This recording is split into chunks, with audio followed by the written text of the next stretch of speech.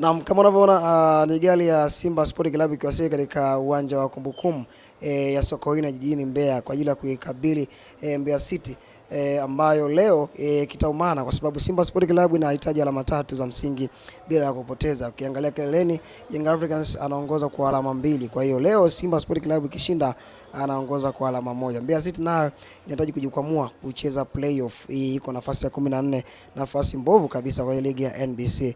Kwa hiyo ni mchezo wa kuvutia kwa sababu tunajua mwisho wa ligi kuna mengi ambayo yatajitokeza. Watu wengi wanaamini ya kwamba kutokana na performance ya Simba Sport Club kutakuwa na mikono ya watu inatiwa. Mashabiki ni wengi katika uwanja wa CCM Kumbukumbu ya Sokoine jijini Mbeya wamejitokeza kwa siku ya leo kuikabili kuona wanaisaidiaje timu yao kupata ushindi. Kama unavyoona wachezaji mmoja mmoja wakishuka kuelekea katika mchezo ambao utapigwa majira ya saa 8 ya mchana. Usishangae jijini Mbeya jua lake la kawaida sana wakati wa majira ya mchana. Kwa hiyo watu wengi wamejitokeza, lakini pia wewe ambaye uko nyumbani utapata matangazo kutokea hapa media yako au chombo chako pendwa cha 24/7 Media. Usikate tamaa kutazama mchezo huu wa Simba dhidi ya Mbeya City ambao unapigwa katika uwanja wa CCM Kumbukumbu ya Sokoine jijini Mbeya.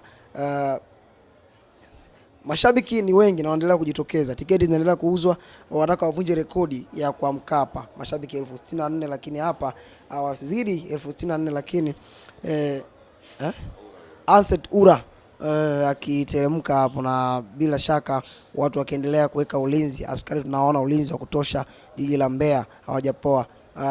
Anset Ura, Loemba, kina Selemani Mwalimu, kina Shomari Kapombe, Klatos Chota Chama Mwamba Lusaka mwenye goli la Puskas akiteremka hapo.